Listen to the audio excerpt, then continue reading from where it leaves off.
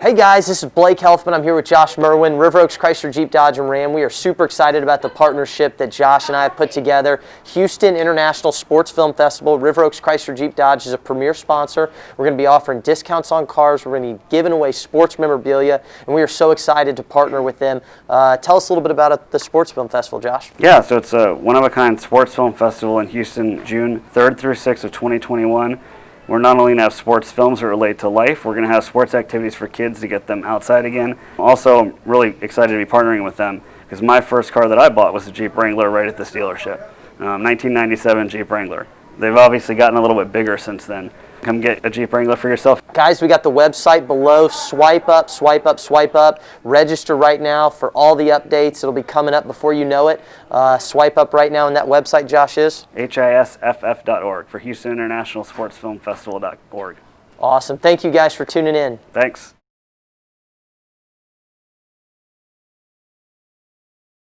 Hi, my name is Josh Merwin. I'm the founder of the Houston International Sports Film Festival, and I'm here with Tori Isaacson, who's featured in a documentary that was submitted to the film festival called Victoria's Foil. Hi, my name is Victoria Isaacson. I go by Tori Isaacson. I am currently 22 years old, and I am enrolled in a doctorate program for occupational therapy and also trying to qualify for the Paralympic Games consistently for the next decade probably. And I do para fencing, so wheelchair fencing on the international scale. So my mom has pictures of when they were in Hawaii and she was pregnant with me on a horse. And then my aunt had my sister in horseback riding, and my aunt was always doing horse stuff. So like I was doing like pony rides from when I was really little. And then I was in horseback riding lessons like from the age of like 7 onward. And then when I was 12 years old, we found a local nonprofit horse rescue. And from that point on, I was a volunteer at this local horse rescue called Lucky Orphans Horse Rescue. Look them up. And I learned everything horse management, vet care, how to care for a barn, and I also learned riding and horsemanship. So I was riding there, and then when I started having the progression of my disability, I just worked with the owner of the horse rescue to work with horses to train them and positive reinforce train them so it would be safe for me to continue to ride. And when I was like 13 or 14, I started fencing. So like the progression of my horse skills came at the same time as fencing. So my life has been very molded by horses and fencing together. So I owe a lot to Deanna Mancuso of Lucky Orphans Horse Rescue and my coach Eric Soika from the Phoenix Center. The two of them kind of helped raise me alongside with my parents and really gave me all of my foundations that have made me successful. Great. Yeah, I mean, I think, when you think of sports films, a lot of people think of dramatic films, but, when I say a sports film festival, a lot of people assume it's just going to be highlight reels, which obviously is really not what we're going for. We're going for showing people how they use sports to interact with their life, learn about life. Mm-hmm. And in a case like yours, when you have an obstacle, you can overcome the obstacle, and you're partially doing it by focusing on sports. Yeah. And with sports, there's going to be a lot of losing first before there's any type of success. So I started doing sports when I was really young, and I didn't really have any success in fencing until I was in my 20s. So there's 10 years of just not doing well at all. So like progression is very mountainous. You do better and then you do a little worse, but it's steady and gradual. So you don't do sports to like highlight reels all the time. You do it because you like it and you like what you get out of it, and definitely get a lot out of it. Yeah, I mean, I guess natural next question is, are there any similarities with horseback riding and fencing? I think there are. I also think they helped me, like, there's connections, like, mentally, not so much, like, the athletics to it. So fencing is a very individual sport, and riding is on some level, but your partner is the horse. So you have to be really good at seeing the signs and communicating with your partner that is the horse. And you have to be very, like, supple in your hands and body. You can't be harsh, and you can't be rigid, you have to be relaxed.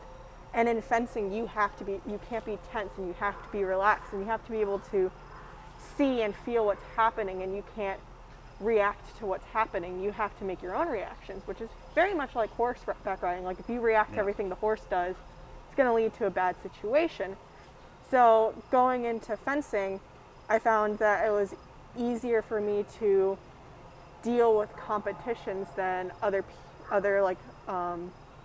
teammates of mine, because they would get there and they'd be so stressed, and I'm like, well, horse shows were 10 times more stressful, or I got thrown off a horse last week, this is nothing. And like being in a stressful situation, I'm like, if I don't relax right now, this horse is going to throw me off. So like, it's kind of the same thing. I'm going to lose if I don't relax right now, because I'm going to react to what my opponent's doing instead of doing what I need to do to win this. So like horses have taught me a lot in life. Like you cannot react to what other people are doing. You have to be like calm and just take care of yourself, and then do an appropriate calm response, which is something you forget once in a while, but it's something really good to grow on. So I feel like horses gave me more life skills that I could apply to fencing, and then fencing just made me stronger, so I could do like the physical labor of the horse job. Can you tell the people a little bit about your disability and kind of how you've overcome it?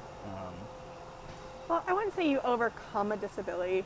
Disability is like part of you. Yeah. So like in OT, for occupational therapy, like we talk about how identity and community. So we don't want to be part of that social model where disability is something you overcome. It's something we accommodate for. So I was born with Ehlers-Danlos Syndrome, hypermobile type, which is a genetic disorder where you're missing a collagen factor. So your ligaments and tendons are looser, your cartilage is a little malformed. And I didn't get this diagnosis until I was like 20. But the signs were all there when I was little, but since it's a rare disease and not a lot of doctors know to look for it, it was just all put on like, oh, this kid just is like weird. So I dislocated my elbow like 6 times as a kid. So anytime my mom was holding my hand and I didn't want to go with her, I would just nursemaid and pop it. I had some developmental delays, which are really common with EDS.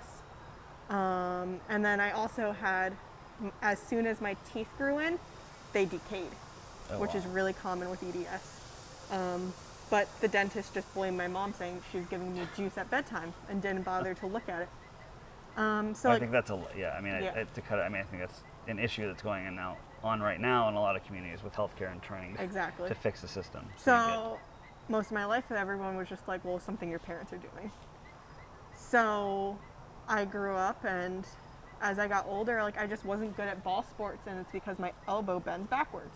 So anytime I would throw the ball, it would go towards the ground, and everyone just was like, well, she's just not athletic, she's not good at athletic sports. Clearly I'm good at athletic sports. And they would just bench me for everything instead of like sitting down and looking at it. I found out I had EDS because working with my fencing coach, Eric, he was sitting there and watching me one day, and he goes, you hyperextend every one of your joints when you fence. Let's not do that when we fence. And he like made me like hyper focus on stopping it.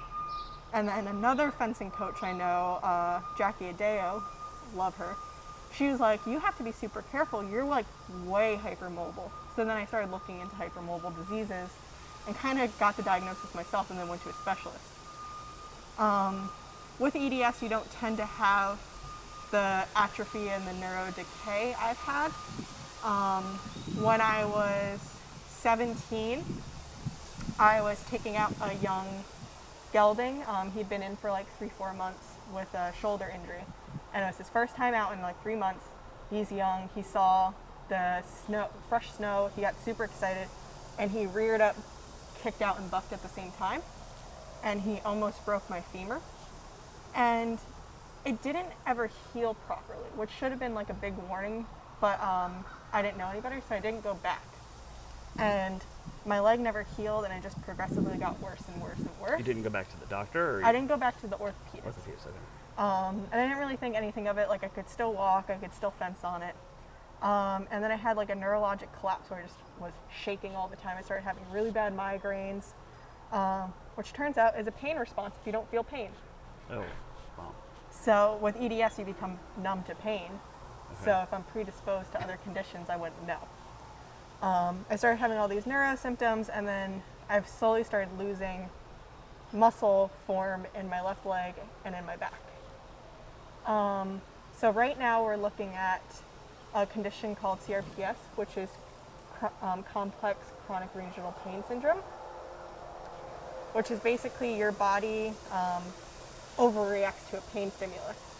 And you either have a genetic predisposition to it, and there's a lot of other factors to it. And there's not a lot known about it, but I know quite a few people with it, surprisingly.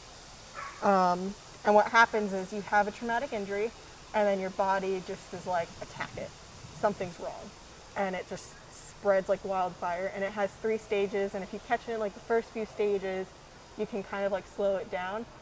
But I went and saw like 5 neurologists over the past like 5 years, and then they all kept telling me there's nothing wrong with me, I'm fine, it's all in your head. And then now it's at the point where it's irreversible and permanent. So I'm going to see, I have an appointment with an anesthesiologist specialist, and hopefully I'll get the diagnosis for it, because it's the only thing that fits right now. Yeah. And I'm in a doctorate program. I did research, I talked to neuros, and they're like, yeah, it seems right. Like, it's probably that. I mean, is because of what you've had to deal with, is that one reason you've gone into a doctorate program? So I went into an occupational therapy path because I was going to do PT, but then I was told with my physical disabilities I wouldn't be able to do the job because I can't like support and brace. So I went into OT at the suggestion of one of friends of mine in the fencing community, and he's a professor at one of the schools, and he was like, you know what, I think you'd be good at this. So I looked into programs, and for occupational therapies, there's a master's and there's a doctorate. The master's program, you can do the same exact job. The doctorate program's more research-based, and you can become a professor in the future. So I chose the doctorate track, so in case my disability progresses too far, I have a backup plan. Yeah. But also I chose occupational therapy because it focuses on long-term chronic conditions, or for the most part of people, and it really just helps them. The goal of occupational therapy is to help people get to and perform their goals and find meaningful occupations, and occupations are like tasks you want to do. So you want to be able to go to work, you want to be able to do leisure play work. So it's not so much like PT's like, I'm going to fix this. Yeah. OT's like, what can we do to accommodate and help you learn how to be happy and like do things that make you happy. And like, I wish I had that when I was getting better, instead of going to PT and over again and then not being able to fix it. Yeah. I've got 3-year-old twins, and they're fine, but our daughter, they're born super early, so our daughter was 2 pounds 2 ounces when she was born, teeny tiny, like a little pterodactyl. And so when we were living in New York, luckily from the state, it was all covered, PT, OT, feeding, and all that. But I can imagine if you would have gotten diagnosed a lot younger, it would have been a lot easier. And how frustrating was it that you were just told that it was in your head? I mean, it had to kill you. Like 4 doctors told me that, so it's like, what? Yep. Yeah, I mean, it's, I know with us, so when we were pregnant, we went in for an ultrasound, and the doctors were like, terminate both babies at Cornell, and we're like, what? We're like, but like, why? And they're like, well, one's too small and the other one has fluid in the brain, and like no reason to like wait and do it now. And we didn't. We had like, because you're taught from a young age to trust the doctors. The doctors know best. Doctors aren't always right. Yeah, and it takes a while to kind of, it takes a lot of fortitude mentally to kind of get past that step and say, no, this is, I know my body, this is what I'm feeling, this is not right. So I'm glad you're able to at least do that yourself, but hopefully. Yeah, the last appointment, I had an appointment with a neuro a month ago, and in the appointment he goes, there's nothing neurologically wrong with you. And I said, what about CRPS? He goes, oh, it could be that, but that's not my specialty. And I went, whose specialty is it Right. then? Yeah. And he went from saying you have nothing wrong to you to when I challenged him to being like, oh, Actually, you that could be fits. right. And it was just like, I was just like, okay. I was like, Yeah, you can't. You should throw your hands up, and it's frustrating. Sorry, you had to deal with that. it's fine. So I guess, with the Paralympics, is that giving you something to look forward to? I mean, obviously, I'm talking about long term, not this year. So Tokyo was never the goal because I was in school, and then like I just suddenly started doing very well. But with the cancellation of Brazil, it was kind of just like, okay, that wasn't the goal anyway, so like don't be sad about it. Yeah. The goal has always been Paris. So I've just been training like I normally would. Like I was doing over Zoom lessons because I had like a whole target board system set up in my basement. Yeah, I saw that. So like my dad would be working out in the basement and my cat would help. He's the worst. And then You ever try and jump on the balls and swing on the balls? the little cat would. The big cat would just come in and like attack my leg. And then the dog would just stare at me. So like I'd do my workout at the same time my dad would, and then like I'd have Zoom lessons. And then at the end of the summer they started opening with like stage 4. So then they were doing like one private lesson at a time. So like I'd go in and take lessons. And then now what I'm doing is I have a coach here who she's like a close friend of mine. She's giving me lessons at her house. Oh, great. So I go to her house once a week, and then I was home the past 2 weekends taking lessons with my coach. He gives me an hour lesson. And then now that I'm going to be here for a little bit, without going home, I'm probably going to up my time to like twice a week lessons, or like a lesson and some open bouting here. And then I also do like personal trainer stuff, like just trying to fix my shoulders because they're all like wonky. But like I'm just training at the same normal pace I would before. Just before it was, what can we do really fast to make you successful? Now it's like, all right, we're going to start from the ground and like really Build make it up, everything solid. So it's like a good time to like stop and focus and like make things more solid and better. So like the last lesson I had, I was like dead tired. My brain was it was lizard brain, like not functioning. And those are good lessons to have because like I'm going to be at a tournament and be tired and and it has to be all reflexive. Yeah. So it is what it is. We're working through it. Yeah. Have you met anybody else that has the same condition, or any kids that have had it that you've talked to? Elka from the Turkish team, she lives in the Netherlands. She has CRPS. And she had stage 3 so bad her leg turned black and started decaying, so she had her leg removed. And then I believe one of the girls from the Japanese team has CRPS also. So I met them, and then they were like, yeah, you have CRPS. So those are the two I know, and then I know a bunch of people with Ehlers-Danlos, or different hypermobile types. So a lot of my friends are disabled. Like we just all found each other. Like when you're at college, you're just like you. Yeah, how is it? Are you in your first year there, or is it second? What year are you in? This is my first year of the grad The program. grad program, okay. And I have a bachelor's from Stony Brook, Okay. which is where a lot of my friends are from. And then I keep in touch with friends that I made from around the world and stuff like that. Don't have a whole lot of friends here yet. We're working on it. Well, I assume it's hard to meet kids. I mean, It's hard to meet anyone. Yeah. Like I have a lot of adult friends. Forget I'm an adult sometimes. yeah, So like I'll go and hang out with my coaches and like that's about it. yeah. Yeah. But No, it's just a weird world to navigate right now, and yeah. So right now it's just about like finishing school and like working on our first few semesters are our hardest. So I'm like kind of just like easy pace, get Yeah. things done as we need to. Cool. Are there any foundations that are associated with? I get some grants from Challenged Athlete Foundation, so Challenged fill out Athlete, okay. I fill out their grant process. But besides that. There's a few others, so there's like Disabled Sports E-Team USA, gotten grants from them. There are some grants through like portals in the USA, like New York, that I got. I can't remember them all. Yeah, when I was working for Lucky Orphans, she let me go to tournaments when I was working for her, because I was a manager for her for a little bit. But yeah, like Cool. Challenge Athletes Foundation. There's only a few places to get money for para sports. So right now, I think the only one I'm applying for is Challenge Athletes Foundation.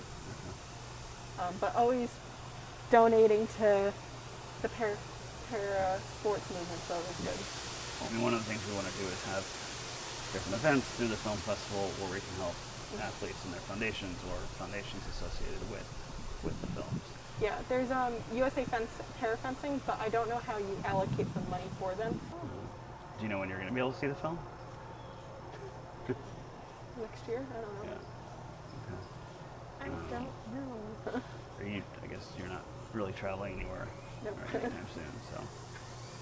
Cool, awesome. Well, I really appreciate the time. Yeah, no problem. Your story's amazing, and looking forward to the selection process for films in the festival. But but I really like yours, so I think it'll fit in. It could fit in with some other films we can slot. So Yeah, they told me they got me being dorky a whole bunch, and I was like, damn it. No, I mean, I don't think so. I don't know. Oh, good. I usually like dance in my wheelchair like as a warm up, and I I'm don't pretty think sure they got that. If they didn't, we'll have to get a video of that and put it They in didn't this. get it. Yeah, it's also interesting. There's two brothers who were in a really bad car accident and got paralyzed when they were like 6 and 8, and they both got into wheelchair basketball. And their uncle was my tennis coach growing up. So I know ESPN did a little thing on them, so we're going to talk to them when I get back. One of them's playing, I think at Kansas. He's playing in college basketball.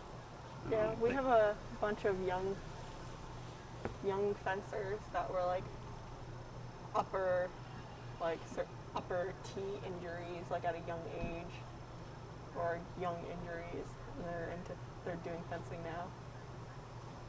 I mean, I guess, the one other question was how, if you didn't have fencing or have sports, how would your life be different? I don't like what if questions. Yeah. Cool. That was probably in the documentary a lot. Brett kept asking me questions. I was like, Brett, I don't do what if questions. Yeah. Cool. Yeah. Great. Awesome. Well, thank you very much. I appreciate it. No problem.